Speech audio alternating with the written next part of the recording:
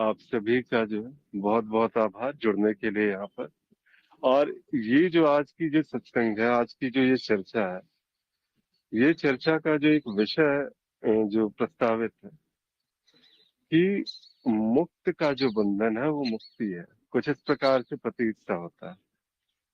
और यहाँ पर फिर जो जो अगली बात आती है कि अगर मुक्त मुक्ति से बंधा है तो हम सभी ज्ञान मार्ग पर आगे चले और आगे बढ़ करके इसमें अपरोक्ष अनुभव और तर्कों द्वारा, जहाँ कहते हैं कि मार्ग में एक मतलब एक मोड़ तक, एक मुहाने तक पहुंचा गया है। और यहाँ पर क्या कोई बंधन ऐसा है जो अभी भी आपके साथ दिखाई देता है? तो कुछ इस प्रकार से इस प्रश्न को जो है हम लोग देख सकते हैं। और वैसे इस प्रश्न का जो एक पृष्ठभूमि है, ये प्रश्न आया कहाँ से? ये प्रश्न आया था एक, कल ही एक स्टैंड अप कॉमेडी देख रहा था, तो उसी में एक इस प्रकार से उसने कहा और एक व्यंग्यात्मक तरीके से इसको कहा गया कि अगर मैं कहता हूँ कि कोई मुक्त है तो वो भी तो देखो सुबह सुबह स्नान करने जाता है, वो भी तो देखो हिमालय पे जाके तपस्या कर रहा है और अलग अलग अलग प्रकार के प्रपंच रच रहा है।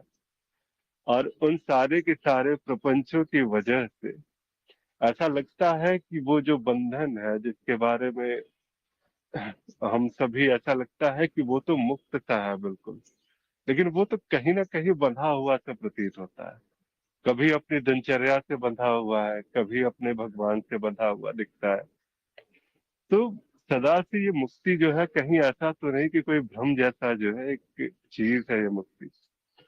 और जो मुक्ति की जो एक तरफ हमारी यात्रा होती है, तो इसमें ऐसा पाया जाता है कि कुछ जो मुक्ति की जो परिभाषाएं हैं, अगर उससे जुड़ गया, अगर व्यक्ति, अगर जीव, अगर उसने बिल्कुल अपना मान लिया कि यही परिभाषा है और यही मेरा दायरा है, तो फिर कैसे उसकी जो है वो मुक्ति जो बात होती है, फिर वो मुक्त कहाँ से हुआ आगे?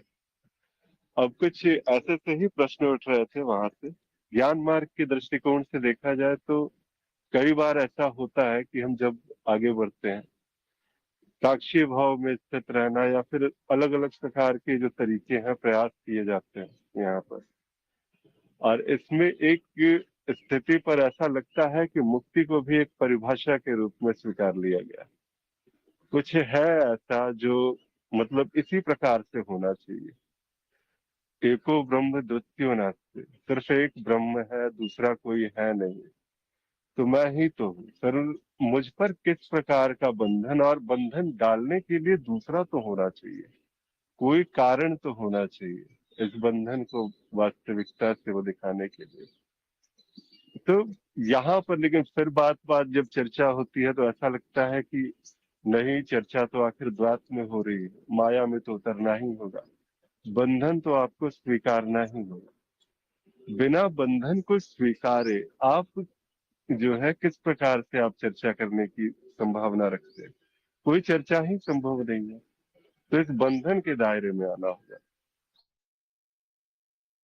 हर के भी विचार आते रहते हैं, तो इसीलिए एक अलग अलग दृष्टिकोण, एक मुक्त दृष्टिकोण इस प्रश्न के ऊपर में अगर आप सभी साधकों का हो जाए तो फिर शायद अज्ञान का नाश हो, इस प्रश्न में छिपे हुए अज्ञान का नाश हो सके। जी, यहाँ पर कोई अगर इस प्रश्न पर कुछ कहना चाहे, अपना मनन रखना चाहे इस प्रश्न के संदर्भ में।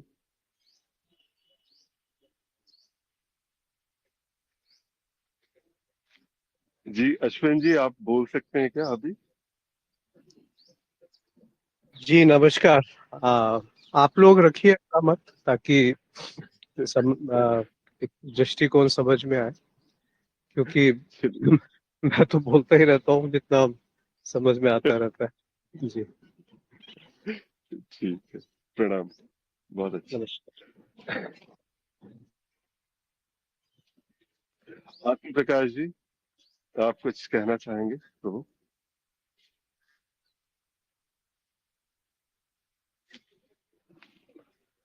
जी भैया, सभी को प्रणाम। जी प्रणाम। मुक्त बंधा है मुक्ति से, आप किससे बंधे हैं?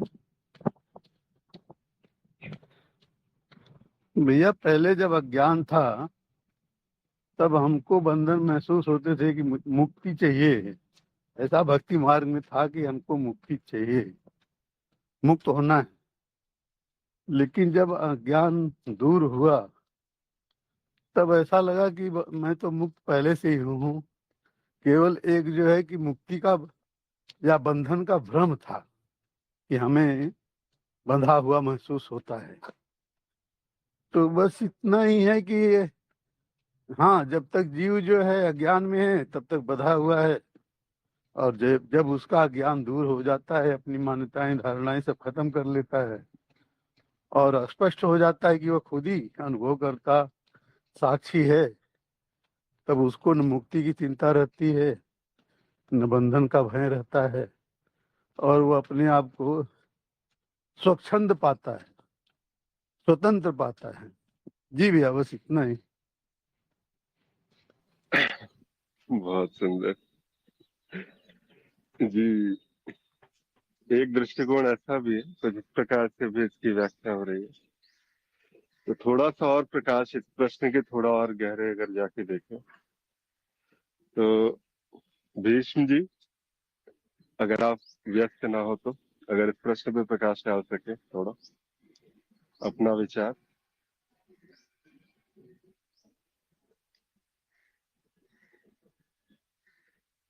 जी भीष्म जी, लगता है थोड़े व्यस्त हैं अभी। जी और कोई? प्रणाम। जी प्रणाम भीष्म जी, प्रणाम। कहिए प्रभु। अश्विन अश्विन जी को भी प्रणाम, सबको प्रणाम। प्रश्न देख के एकदम मन प्रसन्न हो गया। ऐसे प्रश्न होने चाहिए और ऐसी चर्चाएं होनी चाहिए। तो माया के प्रश्नों का चर्चा करके केवल वेस्ट ऑफ टाइम होता है, क्या फायदा। बहुत अच्छा प्रश्न है। मुक्त बंधा है मुक्ति से, आप किससे बंधे हो। ये मुक्त बंधा है मुक्ति से, ये बिल्कुल सही बात, बिल्कुल सही बात है कि मुक्त मुक्ति से बंधा है। अपने अंदर पहले उसने बंधन की मान्यता करी, अभी मुक्ति की मान्यता करके उसमें बंध गया, और ये ऐसा बंधन हो गया अभी संसारी माया से बंधा है, वो तो छूटने का चांस है उसको, लेकिन इसकी संभावना बहुत कम दिखती है कि मुक्ति से छूट जाए। मुक्ति क्यों? क्योंकि संसार तो नाशवान है, ये तो छूट ही जाएगा। कोई छोड़ना चाहे तो और ना छोड़ना चाहे तो भी ये एक जैसा रहता ही नहीं, ये छूटता है। उसको भी मालूम है, सबको मालूम है कि संसार छूटता है, लेकिन जिसने मुक्ति की कामना करी है उसने क्या धारणा बना ली कि मुक्ति तो शाश्वत है। अब उसने धारणा बना ली कि मुक्ति शाश्वत है, तो ये विनाशी होगा ही नहीं, ये मुक्ति का नाश होगा ही नहीं, ये परमानेंट बंधन हो गया। बहुत बहुत अच्छा लगा प्रश्न। अब थोड़ा इस प्रश्न का आगे का भाग देखते हैं कि आप किससे बंधे हो। जिससे ये दिख रहा है कि मुक्ति बंधन है और बंधन भी बंधन है, उसको कहाँ बंधन है। जिसको बंधन दिख गया, क्या वो बंधन है? ये दिखना ही तो है, बस यही दिख जाए। दिख जाए मतलब ये नहीं कि आंख से दिख जाए, बस यही थोड़ा सा भनक लग जाए। जिसको बंधन दिखता है, जिसको माया दिखती है, जिसको विनाशी दिखता है, जिसको अविनाशी दिखता है, वो स्वयं क्या है? वहाँ कोई परिभाषा नहीं है। स्वयं क्या है? इनका ज्ञाता है। अब कहने के लिए कह देते हैं वो ब्रह्म है। सत्यम ज्ञानम अनंतम ब्रह्म। जिसको ज्ञान होता है सब चीज का, वो इनसे अलग है। ज्ञाता हमेशा ज्ञेय से अलग होता है, वो बंधन में नहीं। गीता में भगवान कहते हैं कि क्षेत्रज्ञम चापि माम विद्धि, ये जितने सभी क्षेत्र हैं और इन क्षेत्रों को ज्ञाता है वो माम विद्धि, जानो मैं हूँ। मैं कौन? अपना होनापन। और थोड़ा ध्यान से देखिए तो अभी सब कुछ हो जाए। जानने वाला क्या होता है? जो सबको जानता है, सब चीज जानता है और सदा सर्वदा जानता है, वो होनापन, वो सत्ता है, वो है, वही मौन है, वही अस्तित्व है। और देखिए, क्या मैं जानता नहीं हूँ? कौन सा ऐसा पल होता है कि मैं नहीं जानता हूँ? मैं जागृति को जानता हूँ, मैं स्वप्न को जानता हूँ, मैं सुषुप्ति को जानता हूँ, लेकिन मुझ जानने वाले की संज्ञा नहीं है। बस मैं जानता हूँ। इस तो शास्त्र बताते हैं कि सत्यम ज्ञानवंतम, जो जानता है वो ब्रह्म है, ब्रह्म भी नहीं, क्योंकि मैं ब्रह्म को भी जानता हूँ। ब्रह्म किसी एक संज्ञा है। देखिए कहाँ स्थिति है। अपने जी हाथ को देख रहा हूँ, अपने पैर को देख रहा हूँ, सारी क्रियाओं को देख रहा हूँ, संसार को देख रहा हूँ, सब कुछ कौन देख रहा है? ये मैं नहीं देख रहा हूँ तो कौन देख रहा है? अब तो देखने वाला क्या होता है? इसी को साक्षी कह दो, यही साक्षी है, यही सब कुछ है और सब कुछ होते हुए भी कुछ नहीं। जी प्रणाम सबको। जी, बहुत सुंदर व्याख्या। इस बात पर, इस प्रश्न पर जो आपने प्रकाश डाला, काफी सुंदर तरीके से कहा भी गया कि ये वास्तविक उत्तर अपने भीतर झांकने में ही मिलेगा। और ये कहीं ऐसी नहीं है कि कोई विशेष परिस्थिति, कहीं कोई पारलौकिक कुछ गतिविधियां होंगी जहां पर जाकर के ये इस प्रकार से स्पष्टता आएगी। बस उस पर्दे का हट जाना, वो जो आप जीव बनकर खड़े हो, वो जिसने इस बंधन को, इस परिभाषा को स्वीकार करके बीच में बस स्थापित से हो गए हो, आप ही हो जो बंधन है।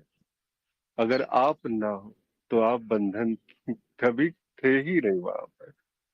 ये जो बंधन है ये बिल्कुल ऐसा सा है कि बस इसमें एक प्रकार से काव्यात्मक तरीके से कहा जाता है, कई बार ऐसा भी कहा गया है इस विषय पे कि जब जब जब जब मैं पुत्र होता हूँ तब मैं माता से बंधा होता हूँ, जब जब मैं पति होता हूँ तो पत्नी से बंधा होता हूँ, जब जब मैं जीव होता हूँ तब तब मैं संसार से बंधा होता हूँ, और जब जब मैं संसार होता हूँ तब तब कुछ न कुछ धारणाएं, कुछ न कुछ अस्तित्व से बंधा होता हूँ। आप क्या हो पहले, ये जो है ना, आप कुछ हो जाते हो तभी वहां पर एक बंधन की स्वीकार्यता हो जाती है। आप सारी की सारी धारणाएं, सारा का सारा ये बंधन, सारी की सारी परिभाषाएं जब इनसे मुक्त होते हो तभी वास्तव में मुक्ति जो है एक घटना के रूप में घटती है। आप बिल्कुल वो होना छोड़ देते हो कि वास्तव में क्या। और इसको अगर परिभाषा के तौर पर, इसको भी बहुत सारे लोग ऐसे हैं कि इस प्रकार से इसको भी एक परिभाषा के तौर पर इसको स्वीकार कर लिया जाता है। ऐसा लगता है कि मुक्ति कुछ ऐसी सी ही बात है तो इसको भी मैंने पकड़ लिया। और गुरुदेव ने काफी मतलब इसके विषय में जो कहा कि अज्ञान के कांटे को ज्ञान के कांटे से तो निकाला गया, लेकिन ये ज्ञान का कांटा है कि छूटता नहीं। जो इसका जो छूटना है ये अति आवश्यक थी। एक जो कहते हैं ना कि ये भी एक बंधन का कार्य है। और कहीं ना कहीं वो जो स्थितियां ऐसी बन जाती हैं, ऐसा लगने लगता है कि बिल्कुल यही है और यही मेरी सत्यता है और यही मेरा प्रमाण है। मेरा होना एक परिभाषा का मोहताज कैसे हो गया, मेरा होना किसी शब्द की व्याख्या में कैसे समझ सकता है, वो होना कैसा होना जो किसी व्याख्या में समझ जाए। वो होना कैसा होना जिस पर किसी मान्यताओं धारणाओं का बंधन लाद दिया जा सके। तो ऐसा लगता है, और प्रश्न के जो अगले हिस्से में जो है कि आप क्या हो, और ये जानना अति आवश्यक है। क्योंकि एक प्रश्न जो है कभी भी अगर सामने आए तो वो प्रश्न एक जैसे एक बाल्टी की तरह से मैं देखता हूँ कि कुएं में एक बाल्टी डाला जाता है, और उस बाल्टी से जो है वो अंदर से वो क्या निकलेगा, वो शुद्ध जल निकल रहा है या कीचड़ निकल रही है या क्या निकल रहा है। तो हर प्रश्न एक प्रयास होता है, और हम सभी एक सत्संग में एक साथ एक जगह पर मौजूद हैं, तो प्रयास करते हैं कि वास्तव में अगर कहीं कुछ भी है तो वो व्यक्त हो, क्योंकि व्यक्त जब तक नहीं होगा तब तक उस पर प्रहार संभव नहीं है। और वो प्रहार ही है जहाँ से फिर वो चोट जब लगती है तो ज्ञान का नाश, फिर वहां से संभावना की शुरुआत होती है। बहुत सुंदर भीष्म जी, आपने तो बिल्कुल मूल बात को यहाँ पर रखा है। इस प्रश्न का जो मूल मर्म था उसको बिल्कुल आपने यहाँ पर व्यक्त किया। अब इस पर थोड़ा सा और अलग दृष्टिकोण, और भी जो है विभिन्न प्रकार के, जैसे कहते हैं ना कि अलग अलग प्रकार के साधक हैं तो मनन थोड़ा सा तो भिन्न हो ही जाता है। हालांकि वो जो बात होती है, वो जो सत्य की बात होती है, यहाँ पर कहीं पर भी जो है प्रश्न चिन्ह किसी के मन में भी नहीं है। लेकिन फिर भी बताने का तरीका थोड़ा और मनमोहक सा लगता है कभी कभी। तो इसी में राजीव जी, अभी आप फ्री हो पाए प्रभु? जी प्रणाम प्रणाम। जी जी, मैं ठीक हूँ। प्रणाम राजीव जी। तो मैं सुन रहा था, बड़ी अच्छी अच्छी, सुबह सुबह बड़ा अच्छा हो गया ये शुरू। तो सुबह उठने के बाद दिन की शुरुआत बड़े सुंदर तरीके से होती है। तो आइए प्रश्न पे चलते हैं। आप किससे बंधे हो, मैं पहले इसे लेता हूँ। तो यदि इसको शब्दों में उत्तर ही देना है स्थिति का, तो फिर इसका एक ही उत्तर है कि ना बंधा हूं ना मुक्त हूं। और जो पहला प्रश्न है कि मुक्त बंधा है मुक्ति से, मुझे लगता है कि थोड़ा सा मैं इसको विरोधाभास में ले जाऊंगा कि वैसे तो ये प्रश्न का थोड़ा सा औचित्य उतना बनता नहीं है। ये निर्भर करता है कि मुक्त शब्द से संकेत कहाँ हो रहा है प्रश्नकर्ता का। पहली बात तो आप मुक्त कह किसे रहे हो, और यदि वो वास्तव में मुक्त है, जिसे हम कहते हैं कि ब्रह्म वह मुक्त भी है, वो बंधा हुआ भी है, और वो ना मुक्त है और ना बंधा हुआ है, ऐसा कहकर उसे छोड़ दिया जाता है। तो यदि अब उस चारों परिस्थितियों का, जो चारों स्थितियां बताई गई हैं कि वह मुक्त भी है, वो बंधा भी हुआ है, वो मुक्त भी नहीं है और वो बंधा हुआ नहीं भी है, सब कुछ वहीं पर है, कुछ भी वहां नहीं है। तो फिर मुक्त क्या है? अब हम नीचे आ गए। तो यदि मुक्त वो है जिसने ज्ञान प्राप्त कर लिया, जो हमेशा चेतना में है, क्या उसे हम मुक्त बोलेंगे? तो फिर वो मुक्ति से कैसे बनेगा? क्योंकि मुक्ति जो है वह एक प्रयास है, मुक्ति एक अपेक्षा है, मुक्ति एक लक्ष्य है, और मुक्त वो है जो उस लक्ष्य को प्राप्त करके अब उससे परे चला गया। तो फिर वो मुक्ति से बंधा हुआ कैसे रह गया? हाँ, यह अवश्य है कि जिसके अंदर मुक्ति की इच्छा है, उसे हम ऐसा तार्किक दृष्टि से कह सकते हैं कि वह अभी भी मुक्ति के बंधन से, मुक्त होने के बंधन से बंधा हुआ है। तो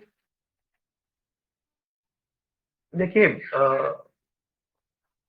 ये ज्ञान मार्ग पर शब्दों के तौर पर हम हमेशा ऐसा कहते हैं कि मुक्ति कुछ नहीं है, तुम्हारा स्वभाव ही मुक्त है, तुम पहले से ही मुक्त हो। पर यदि इसको हम शरीर के स्तर पर ले जाते हैं और बाकी मन के स्तर पर ले जाते हैं, तो वो तो अपना कार्य करता रहेगा, चित्त तो अपना कार्य करता रहेगा, उसका तो कार्य है, बुद्धि का तो कार्य है। वो जो अपने विचारों में, अपने बंधनों में, तथाकथित जो भी उसका बना हुआ है, जो स्वप्न है, वो तो वैसे ही रहेगा ना। तो मुझे लगता है कि जो बंधा हुआ है वो तो हमेशा बंधा रहता है, वो मुक्ति से बंधा रहे, वो संसार से बंधा रहे, वो अध्यात्म से बंधा रहे, वो प्रश्नों से बंधा रहे, उत्तरों से बंधा रहे, वो बंधा ही रहेगा। और जो मुक्त है वो सदैव मुक्त ही है। तो फिर वापस वहीं पे आता हूँ कि आप किससे बंधे हो, आप अर्थात क्या, अर्थात अब ये वापस प्रश्न चला गया साधक की ओर, उत्तरकर्ता की ओर। तो वो उत्तरकर्ता की जो मनोस्थिति है वो कहाँ है, और उत्तर देते वक्त तो मनोस्थिति बड़ी उच्च चली जाती है कि मैं ना बंधा हूँ ना मुक्त हूँ। और जब ये सत्संग खत्म होगा तो वापस कुछ ना कुछ ऐसा संसार में कार्य आएगा, माया ऐसा घसीटेगी कि वापस वो बंधनों में आपका जो ध्यान है मन का वो चला जाएगा। तो इसको समझने की ऐसी चेष्टा है कि देखिए, दोनों ही साथ साथ समानांतर चलते रहते हैं। अब मन की स्थिति कहाँ बैठती है किस समय, उस पर निर्भर करता है। तो मेरा तो इतना ही मनन है इसके ऊपर। धन्यवाद। जी जी राजीव जी, बड़े सुंदर तरीके से आपने कहा कि सत्संगों में तो मैं मुक्त हूँ, ये बिल्कुल अच्छी तरह से व्यक्त हो पा रहा है। लेकिन जैसे ही सत्संगों से हम बाहर चले जाते हैं तो ऐसा लगता है कि माया कुछ ना कुछ जो है प्रपंच करके घेर लेती है, और फिर से जो है वो बंधन जो है वो पड़ ही जाता है। तो मैं कितना भी कह लूं कि मैं मुक्त हूँ, वास्तव में ये कहना जब तक घटित हो रहा है, मैं मुक्त कैसे हूँ। और ये जो चीज है इस पर और भी अलग अलग बातें हैं, जैसे आपने कहा अभी बीच में कि मुक्त जो है एक मुक्ति की परिभाषा को गढ़ता है, उस लक्ष्य को बनाता है, उसको पाता है और फिर उसके परे हो जाता है। ये थोड़ा सा इस पे अगर प्रकाश डाल सके कि वो कौन सा ऐसा लक्ष्य है जिसे वो बनाकर पा भी लेता है और उसके पार भी चला जाता है। जी देखिए, अब जहाँ तक लक्ष्यों की बात है, तो यदि हम एक मनुष्य रूप में हम समझें तो यही समझ में आता है कि ऐसा मान लिया गया है कि ये मनुष्य जीवन ही सभी दुखों का, पीड़ाओं का ये कारण है, क्योंकि यहीं पे आकर इस भौतिक देह में तो सब कुछ अनुभव होता है। अब मुझे तो अभी अनुभव नहीं है, अभी सूक्ष्म में तो गया नहीं हूँ, और स्वप्न में भी बहुत कभी गया नहीं हूँ ज्यादा। तो वह जो एक धारणा सी है कि लक्ष्य के रूप में कहें तो जो इस देह रूपी जो मन की जो स्थिति अभी है चित्त की, उसका तो यही लक्ष्य है कि मैं इससे ऊपर उठ जाऊं, इस चक्रीय जो बार बार जो देह रूप में आना पड़ता है, तो उससे मुक्ति हो जाए। और उसके बाद फिर मुक्ति के लिए शायद उसके ऊपर कुछ अ, और योनियां या और कुछ स्थितियां होती होंगी। परंतु मैं कभी कभी सोचता हूँ कि यदि ऐसा ही होता, यदि ऐसी मुक्ति संभव ही होती, तो ऐसा सुनने में आता है कि जहाँ वेदांत लिखे गए, वेद लिखे गए, देववाणी थी, और पता नहीं क्या क्या, मतलब लिखा जाता है, बताया जाता है, और अनुभवों की श्रृंखला में भी बहुत सारे ऐसे देखने सुनने में आते हैं कि इनको बहुत उच्च स्तर का अनुभव है। अवश्य वो एक बड़ी ही सुंदर बात है, सुंदर घटना है। परंतु फिर ये भी तो प्रत्यक्ष है कि पलट के वापस इसी जगत में, इसी स्वप्न में आना पड़ता है। ये तो जो चित्त का जो आवागमन है, जो उसकी जो प्रवाह है यहाँ से वहां, वो तो नहीं रुकने वाला। तो फिर यदि ऐसा होता कि रुक गया होता, तो वापस यहाँ आना नहीं होता। अब इसको कुछ लोग ऐसा बोलेंगे कि हाँ, वह जो विशिष्ट जो अंतःकरण था, कारण शरीर था, उसका विलय हो गया। तो यदि उसको हम फिर सूक्ष्म दृष्टि से देखें तो वो तो फिर एक उस उस विशिष्ट अहम का विलय हो गया। परंतु वृहद दृष्टि से तो कुछ भी विलय नहीं हुआ, सब चल ही रहा है, कहाँ समाप्त हुआ। और ऐसा मान लेना कि हाँ कभी समाप्त हो जाएगा, ये तो फिर एक तरह की मतलब पूरी कल्पना हो जाएगी। मुझे मेरे व्यक्तिगत स्तर पे यही लगता है कि बस जितना हो सके जीवन में जहां तक हो सके वहां तक एक समर्पण और स्वीकार्यता हो, और जहां तक हो सके कर्ता भाव का अभाव रहे। पूरी तरह से अभाव आ जाएगा, ऐसी अपेक्षा या ऐसा तर्क मुझे अपने विचारों में नहीं मिलता। और इतना ही है कि बस वो स्वरूप का जो स्मरण है वो बना रहे, और साथ में मैं थोड़ा इस दृष्टिकोण से, हो सकता है इसमें मेरे संस्कार हो, इस जीव के संस्कार हो, कि मैं ज्यादा माया माया और माया ऐसी माया वैसी, मैं ऐसा कहने से बचता हूँ। ये मेरा एक व्यक्तिगत दृष्टिकोण है जो है। अब ठीक है, तो मेरा इसमें मतलब थोड़ा सा ये उत्तर शायद यहाँ या वहां चला गया, तो मेरा तो इसमें ऐसा ही एक मत रहेगा। धन्यवाद। जी रवि जी, बहुत सुंदर। भीष्म जी, मेरा आपने भी राजीव जी को सुना? जी निशिगंधा जी कहिए। जी मेरा भी दृष्टिकोण थोड़ा राजीव जी से मिलता जुलता है। और एक कहानी मुझे यहाँ पे याद आ रही है। अ, अगर आप बता दे तो बता दो। कहानी मतलब दो केवल कुछ ही छोटी है, मतलब जैसे कि अब मुक्ति या बंधन, तो इसको ऐसे समझ सकते हैं कि डाली पे जो पत्ता है, वो पत्ता सही समय आता है तो सूख जाता है। सूखने के बाद गिरना तो तय है। उसको सूखने से पहले निकालेंगे तो उसके अंदर से वो एक तरह का दूध निकल जाता है, जैसे उस डाली को हानि पहुंचती है और उस पत्ते को भी। तो ऐसे ही इस प्रकार यहाँ पे भी समझ सकते हैं। अब इसको लेके एक छोटी सी कहानी है। दो ऊंट लेके दो आदमी जा रहे थे, दोस्त थे, एक जगह से दूसरी जगह जा रहे थे। और एक ऊंट की रस्सी बीच में कहीं पे गुम हो गई, वो आगे निकल गए। दूसरे गांव में जाते जाते वो जो पहला मित्र था, उसने उसके ऊंट को बांध दिया। और जो दूसरा मित्र था उसने देखा तो वो ऊंट को बांधने की रस्सी गायब हो गई है। तो पहला वाला मित्र बोला, तो एक काम कर, अभी तो इसने देखा है मैंने इस ऊंट को बांध दिया है, तू केवल नाटक कर कि तूने इसको रस्सी से बांध दिया है और वो कहीं नहीं जाएगा, ट्रस्ट में। तो फिर वो दोस्त बोलता है अच्छा ठीक है, लेकिन उसको फिर भी विश्वास नहीं होता है, तो रात को उठ के एक बार देखता है कि नहीं जगह पे, तो वो सही में था, तो फिर सो जाता है। तो सुबह उठने के बाद दोनों निकल पड़ते हैं। पहले वाला जो दोस्त है उसने अपनी रस्सी खोल दी तो ऊंट चल दिया, और दूसरा मित्र उसके साथ चल दिया, लेकिन वो ऊंट तो हिलने का नाम ही नहीं ले रहा था। तो वो पहला मित्र बोला, अरे जा, उसकी रस्सी तो खोल, तब तक वो कैसे चलेगा। लेकिन अब वो मित्र बोला, अरे मैंने तो रस्सी बांधी ही नहीं थी, वो बंधा ही नहीं है। तो मित्र बोला, अरे तूने रस्सी बांधी नहीं है, रस्सी वहां पे है नहीं, ये तुझे पता है, लेकिन ऊंट तो यही समझता है कि मैं इस रस्सी के बंधन से बंधा हुआ हूं। और वो वाला ऊंट हम सारे जीव है, साधक है। इस ना होने वाली अदृश्य जो रस्सी है उसको केवल जानना है। माया तो वो है जो असल में है ही नहीं।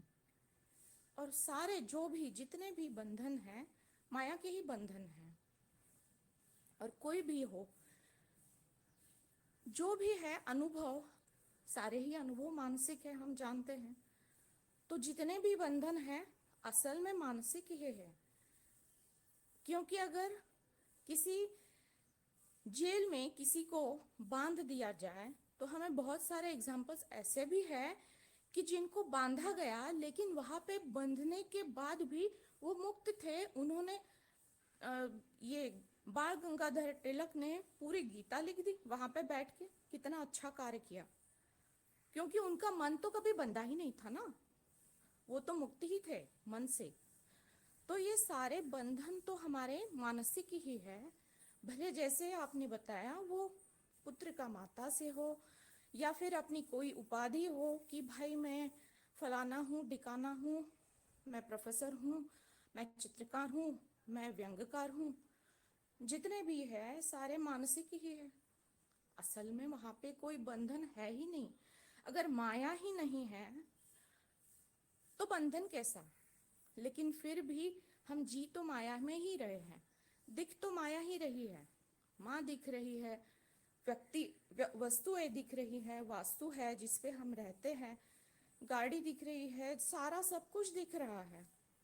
अब जैसे जड़ भरत के बारे में बताया जाता है कि वो मुक्त थे, लेकिन उनके अंतिम समय में एक हिरण उनके पास आके बैठता था, तो उस हिरण से उनको आसक्ति आ गई और फिर उससे बचने के लिए उनको एक जन्म दोबारा लेना पड़ा।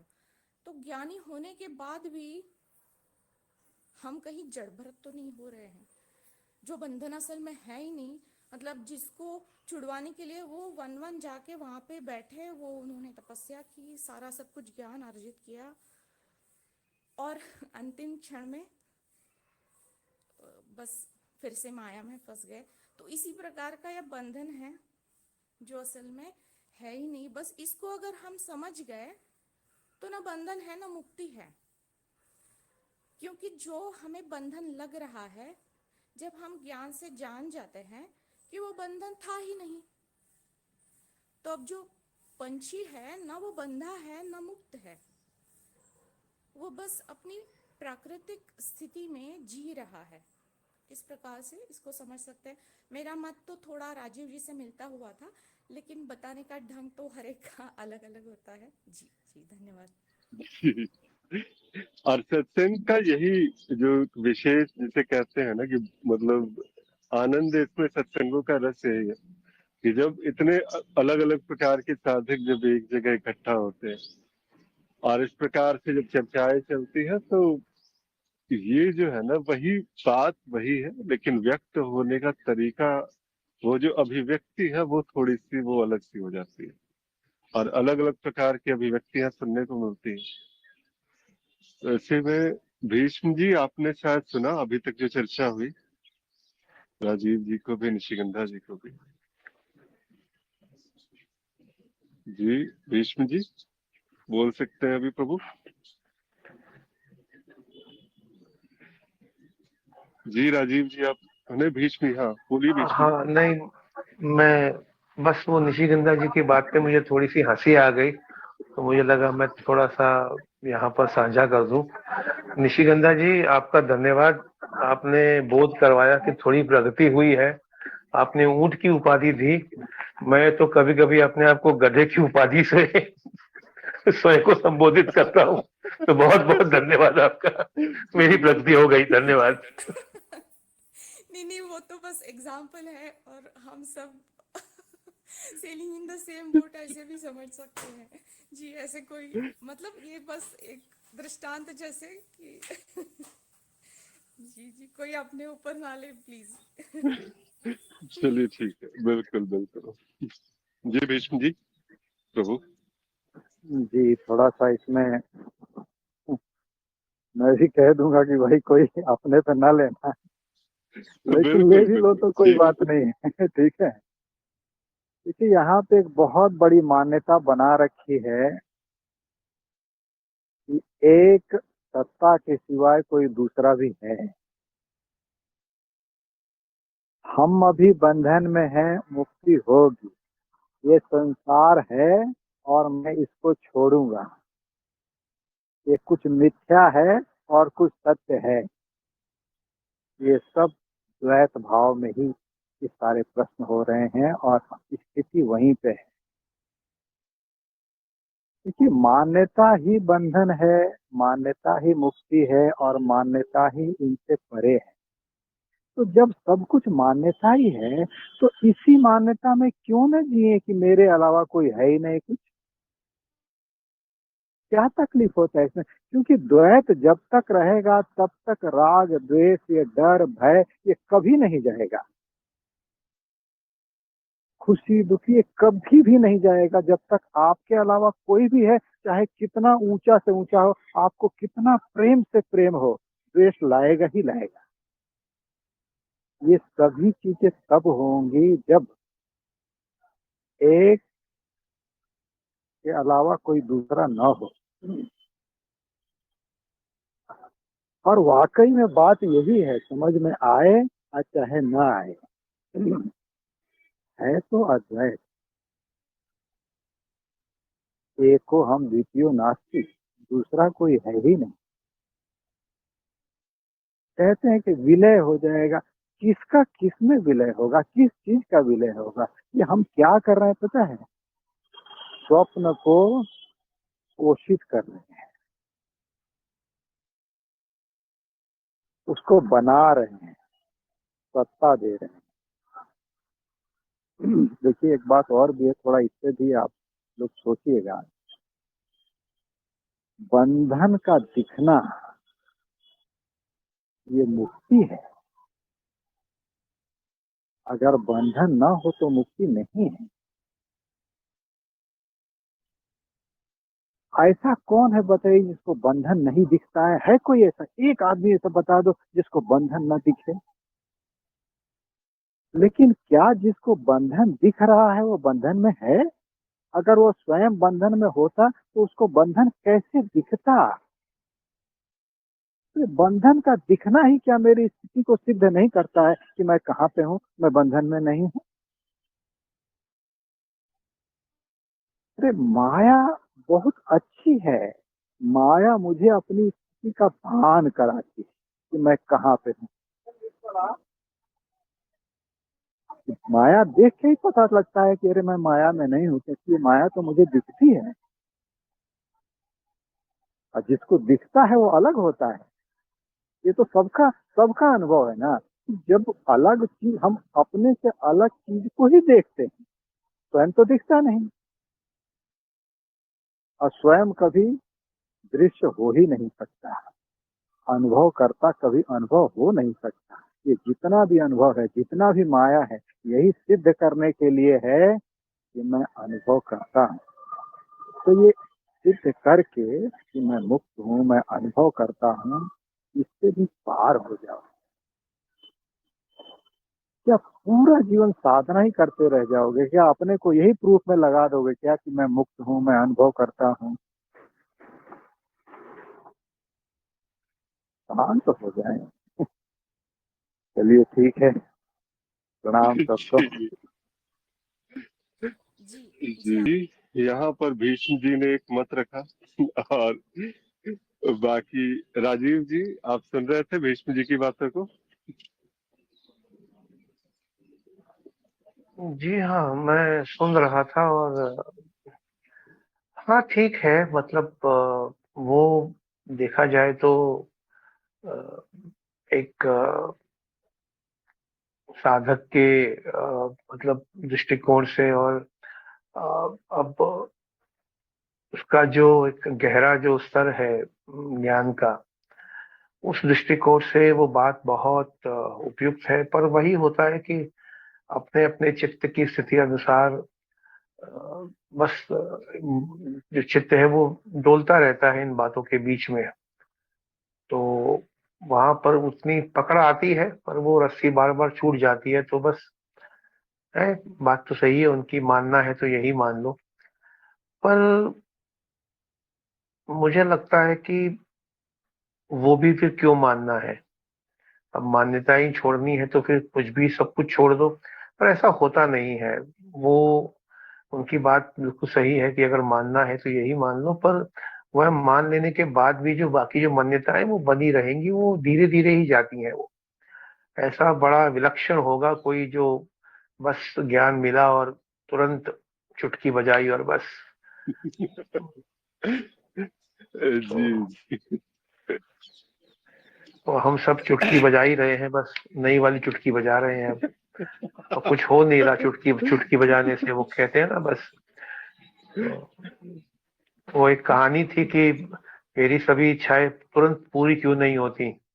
तो वो तब ऐसा जो कहानी के पात्र हैं, एक ईश्वर होता है, एक दूसरा भक्त है, जो भी मुर्जी बोले उसे। तो बोलते हैं हाँ, अगर ऐसा हो तो अभी तुम्हारे मन में इच्छा आई थी अभी हाथी, तो अभी तुम्हारे कमरे में भी यहाँ हाथी खड़ा होता और तुम फिर क्या करते हो उसका?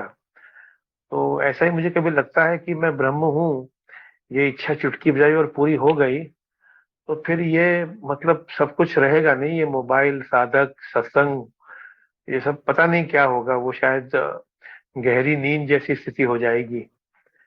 तो वहां तक अभी चेतना पहुंची नहीं है मेरी तो बस हाँ, पर मुझे उनकी इस बात में एक बहुत सुंदर तर्क और दिखाई देता है कि मानने के लिए बड़ी सुंदर मान्यता है। इस पर थोड़ा कार्य तो होना चाहिए। धन्यवाद। लेकिन राजीव जी, या सभी को मान्यता चाहे कैसी से भी हो, मान्यता मान्यता ही होती है। अगर वो फिर भी अगर बात अगर मानने तक ही अगर सीमित है, वो बात किसी प्रकार से वो प्रमाणित नहीं है, वो बात जो अपरोक्ष अनुभव और तर्कों की कसौटी पर ना कसी गई है, और वो फिर भी बस एक मान्यता है, क्योंकि इतनी सुंदर मान्यता है कि यहाँ के बाद फिर कुछ बचता नहीं है, और सिर्फ ये मान करके उसे मान लेना, ये कहीं से भी किसी भी तरीके से ज्ञान मार्गी के जो है विशेष मतलब ज्ञान मार्गी वो वहां पर फिर वो पूरी तरह से वो मार्ग से अलग सा दिखाई देता है। अगर हम ज्ञान मार्ग पर हैं और ज्ञान मार्ग पर आगे चलते हैं, तो चाहे संसार की चाहे कोई भी बात हो, कोई भी तर्क हो, किसी भी प्रकार की चीज हो, जब तक अपरोक्ष अनुभव और तर्क की कसौटी से वो कसा न जाए, तब तक हम इस बात पर स्थिर नहीं हो सकते। और वो जो चीज है जिसे कहते हैं ना कि वो जो परिभाषाएं हैं, हर परिभाषा को इससे गुजरना आवश्यक। हर भाव को, मतलब जितनी भी आपकी सारी की सारी मान्यताएं, क्या वो मान्यताएं बिल्कुल से वैसी ही है और वो बिल्कुल ऐसा होना ही चाहिए? तो इस पर थोड़ा सा एक जो है विचार करना आवश्यक होता है। वैसे इस पर जो हम थोड़ा सा कहते हैं ना कि बहुत बहुत सारे दृष्टिकोण भी आए इस पे। ऐसा लगता है कि जैसे एक रस्सी अगर कोई बंधी हुई है और रस्सी से हम खूंटे से बांधे गए, तो भले ही ऐसा हो सकता है कि ये बंधन है और इस बंधन को छुड़ाने का कोई उपाय हो सकता है, लेकिन अगर वो जो रस्सी है हम खुद ही लपेट करके बैठ गए हैं और खूंटे के सामने हम ये प्रपंच रच रहे हैं कि वास्तव में देखो तो ये तो बंधन तो है, रस्सी भी है, खूंटा भी है, और देखो मुझ में लिपटा भी हुआ है, और जबकि वो रस्सी हम ही अपने आप पे लपेट करके बैठे हुए हैं। कोई और नहीं है कि किसी प्रकार से वो रस्सी वहां पर वो बांध करके रखा हुआ है। तो ये बंधन जो है वो किसी के द्वारा डाला नहीं है। ये जो बंधन में बंधा हुआ सा दिखता है, परिभाषाओं के बंधन में बंधा हुआ सा दिखता है, ये द्वैत के बंधन में जो बंधा हुआ सा दिखता है, ये वास्तव में आप ही हो जैसे उस रस्सी को जो है लपेट करके बैठ गए, और कि ये जो है मेरा बंधन है और यही मेरी जो है पूर्ण जो है सत्यता है, और इसी बंधन के साथ मैं आगे चल पाऊंगा। और फिर यही बंधन फिर अलग अलग प्रकार के प्रपंच रचती है कि कोई ऐसी विशेष अवस्था आ सकती है जहां पर ये प्रगति हो सकती है, जहां ये विकास हो सकता है, और जहां जाने के बाद वो पूर्णता को प्राप्त कर सकता है। अभी इसी क्षण इसी वक्त आप पूर्ण है, इसी क्षण आप मुक्त है। कुछ भी ऐसा नहीं जो अपूर्ण है, इस पूरे अस्तित्व में कुछ भी अपूर्ण नहीं। और भगवत गीता का वो श्लोक भी तो है, पूर्णमिदः पूर्णमिदं पूर्णमुदच्यते। तो वह पूर्ण ही है, और कुछ भी है यहाँ से कुछ भी निकलेगा तो वो पूर्ण ही होगा। और ये पहले से है, ऐसा ऐसा कुछ है नहीं कि किसी कारण से ये ऐसा हुआ है और किसी कारण से ये सारी की सारी चीजें होंगी। लेकिन वही है, साधक के अपने अपने विचार, अपने अपने स्तर, और उस प्रकार से देखने का एक नजरिया है।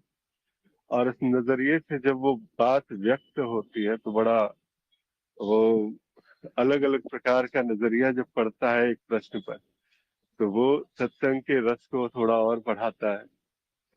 और बहुत सुंदर तरह आप लोग सभी जितने प्रकार से आप यहाँ पर बताते हैं, वैसे बहुत सारे, जैसे हमारे गुरुदेव भी कहते हैं कि ज्ञान भी सुंदर है, ज्ञान भी सुंदर है, और सभी कुछ पूर्ण भी है।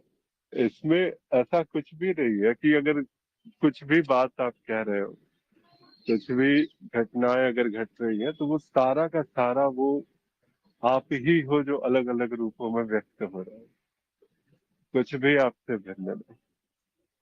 तो अगर निष्कर्ष पर पहुंचना चाहे, वैसे निष्कर्ष पर पहुंचना कौन चाह रहा है, ये भी बात है। अगर ये प्रश्न अगर ऐसा है कि आप किससे बंधे हो, तो मैं बंधा हूँ फिर तो ये तो यहाँ पर स्पष्टता से सामने दिख जाएगा। और ये दिख भी रहा है कि कहीं ना कहीं वो निष्कर्ष तक जो है पहुंचने का एक प्रयास तो हो रहा है यहाँ पर। लेकिन एक सत्संग है, एक प्रारूप है, और इस प्रारूप में जो इसकी अंतिम कड़ी है वो कहीं ना कहीं ऐसा लगता है कि एक निष्कर्ष को ढूंढने का प्रयास होना भी चाहिए, और ये प्रयास भी इस प्रारूप का ही एक हिस्सा है। तो इस प्रकार से देखा जाए तो बहुत सारे मतलब भाव आए, बहुत सारे विचार आए आप लोगों के, कि आप बस वो अज्ञान का जो नाश है, जिस क्षण वो अज्ञान का नाश हुआ उसी क्षण आप मुक्त हो।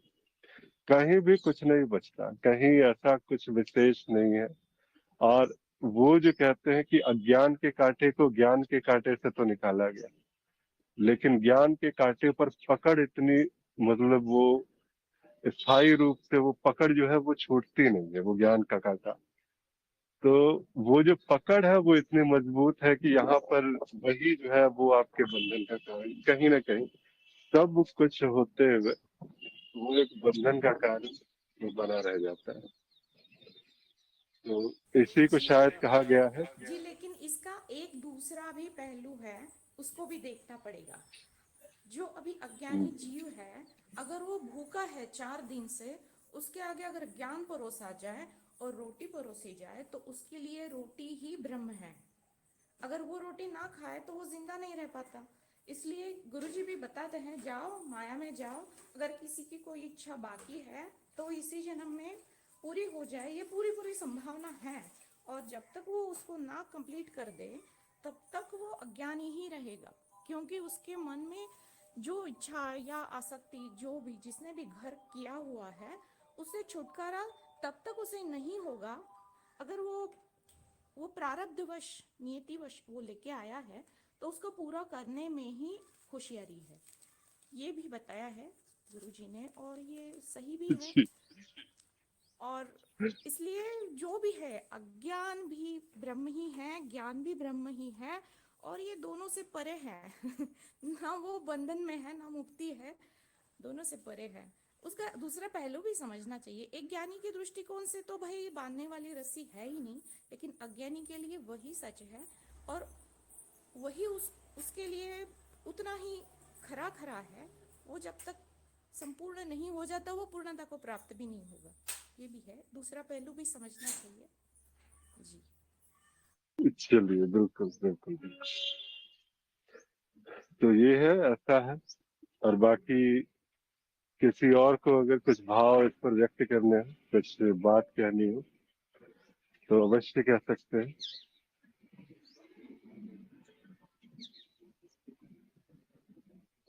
जी। तो ऐसे में ये सत्संग काफी अच्छी रही, और आप लोग सभी यहाँ पर जुड़े, बहुत बहुत आनंद आया। आदिसत्य जी, तो जी प्रभु, सही। हेलो। हाँ, कहिए कहिए, आत्म प्रकाश जी कहिए।